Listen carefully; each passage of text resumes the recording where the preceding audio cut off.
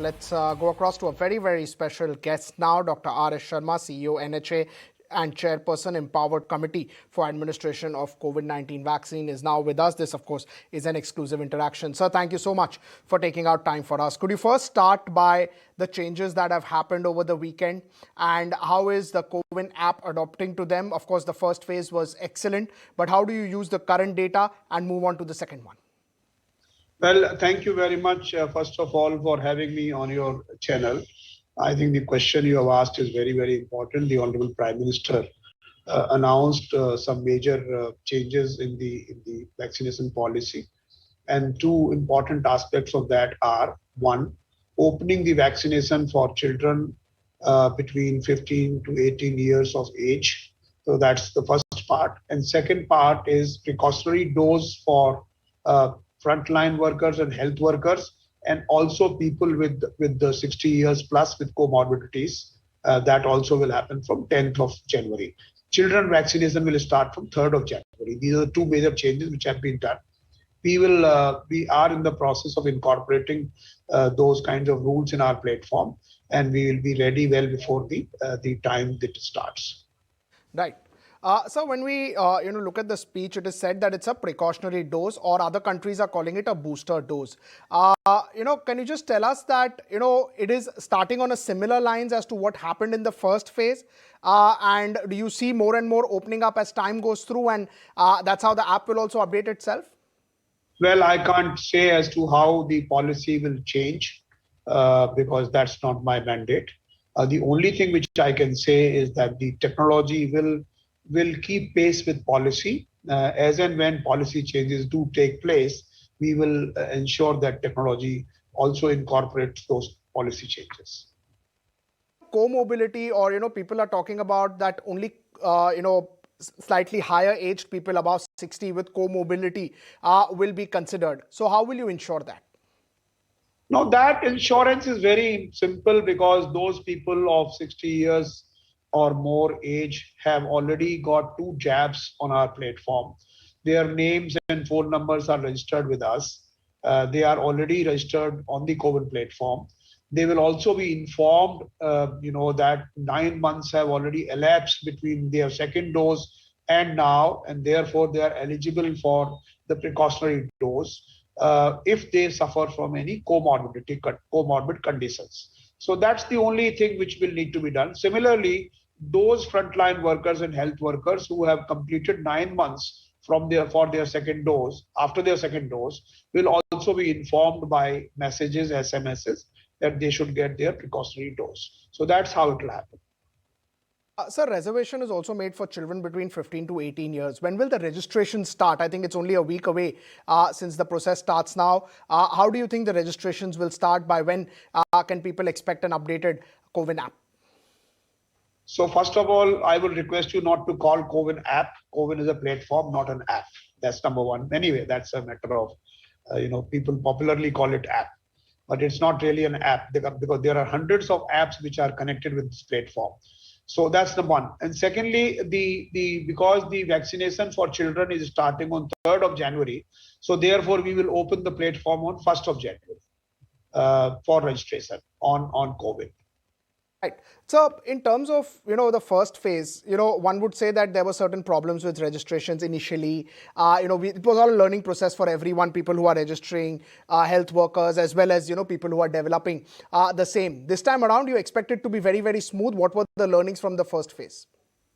So first of all, the assertion that there were problems in the first phase while registration is not correct. So let me contradict that. And secondly, I don't see any problems whatsoever in the registration. It will continue as before. You must have seen that we had vaccinated more than 2.5 crore people in a day, which translated to about 50,000,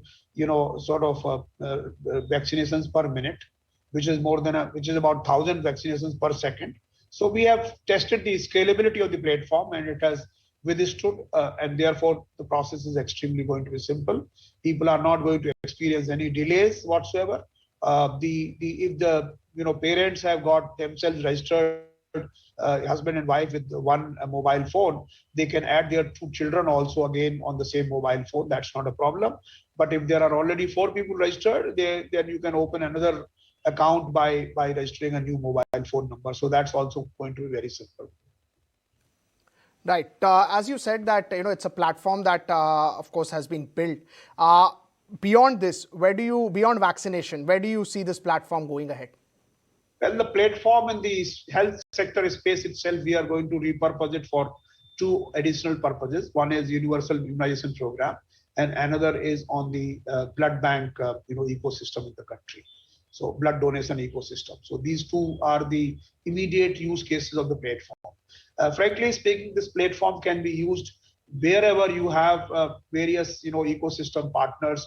There are some who are seeking services. There are some who are providing services, and there are, timetables, etc. So I think that platform can be repurposed in any of these applications. I can only talk of health space, but there could be other spaces also where this platform could be repurposed.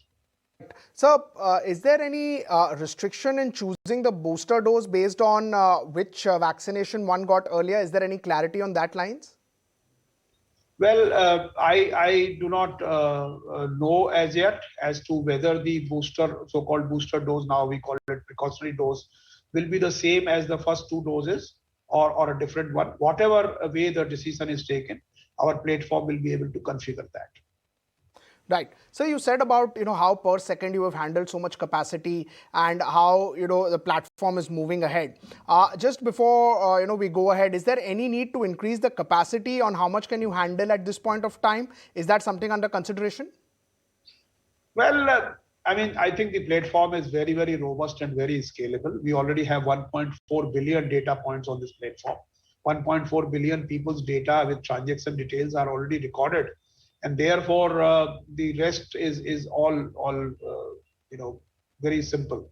So I don't see any new addition to the platform. Obviously, there'll be storage issues, there'll be computation issues. Those infrastructure requirements will continue to rise as the data points rise. But that's about all. No architectural changes are not really required in the platform.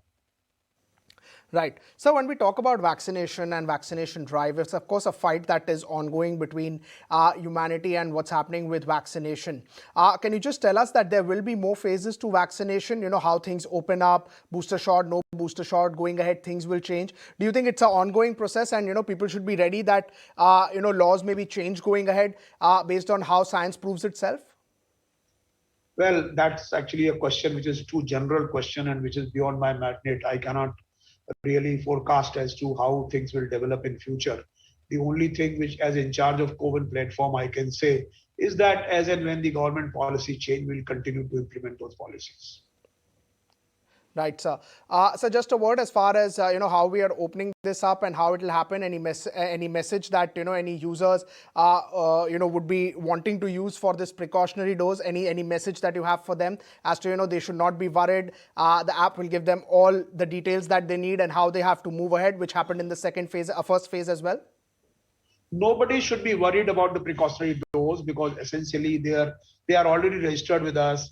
They can, go and just give their registration number or give their account number or give their mobile number and get the, vaccine. Even if they do not, sort of take appointments on the platform, online, they can go to the vaccination center and get the jabs. There's no problem at all. So I think process is simpler, and because people have already got 2 doses, they are experienced in using this platform, and therefore they will be able to use it much more easily, number one.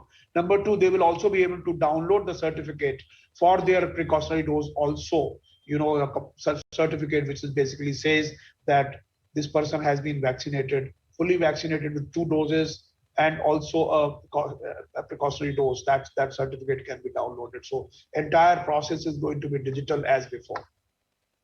Right, sir. Thank you so much, sir. It's really been a wonderful experience using the platform, as you said, and now it goes into the second phase of it, which is called the booster shot or the precautionary dose, and more details will come up, and 1st Jan is when children can start registering on that. Thank you so much, sir, for taking out time for us. It's been a pleasure talking to you.